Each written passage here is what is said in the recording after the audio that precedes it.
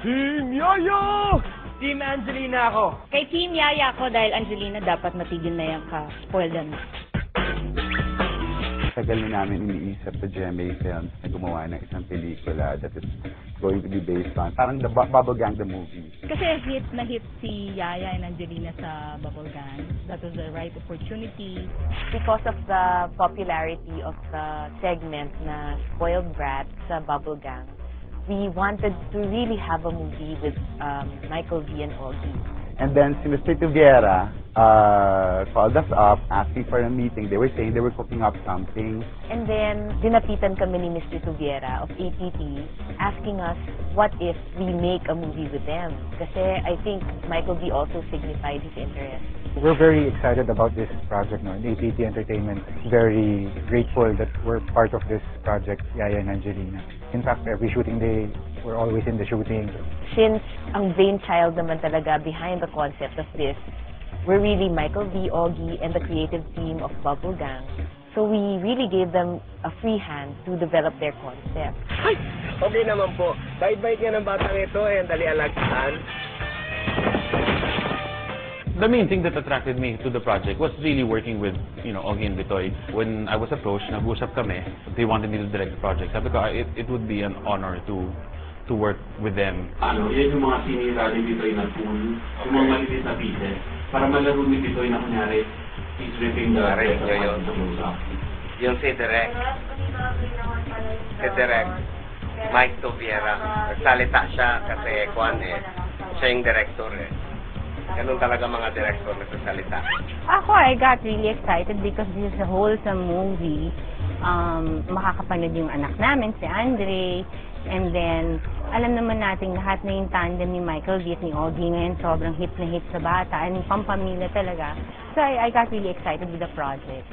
Sobrang masaya. Kasi first comedy para sa akin. Swerte ako, I'm blessed to be part of a project like this. So, masaya, excited. I think yung pinakamalaking challenge sa amin na hindi matawa during a take. Kasi nakakatawa talaga.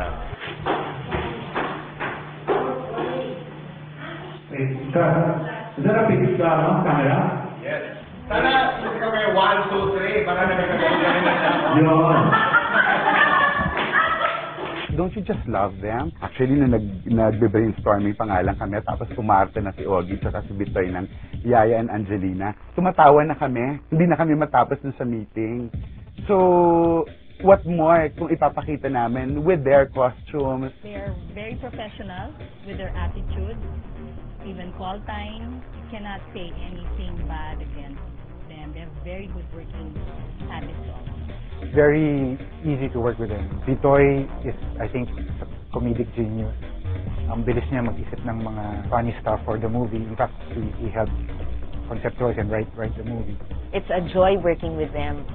Kahit naman sa TV, talagang andun yung genius nila eh. When they're off-screen, when they're on-screen, you'll be amazed at how they interact, how they think.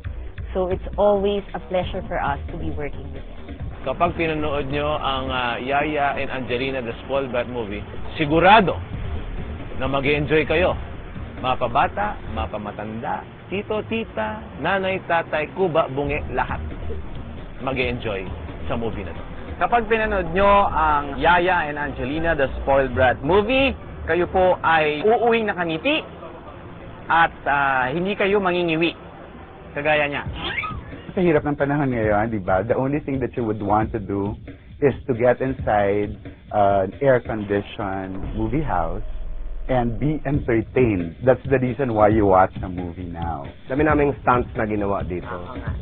Tsaka ang daming special effects, mga computer graphics. Oo nga. Ganyan. At saka Yaya, ngayon madaming mga tao na lulungkot, maganda yung magtawa-tawa. Oo nga. At yung mga tao naman na natatawa, maganda, umiyak kayo ng konti. Maiyak din kayo sa movie. They should expect to laugh all the way while watching the movie. Kakalimutan nila yung mga problema nila. Mag-enjoy sila. Expect to see Yaya and Angelina at their best. Tao ba to? No. Hayop? Yes. Cute? No. Nakita sa puno? Yes. Puno na malaki, na nakakatakot, na hayop? Unggoy? No. English? Yes! Monkey! Monkey! Yes! I'm such a winner! Yeah,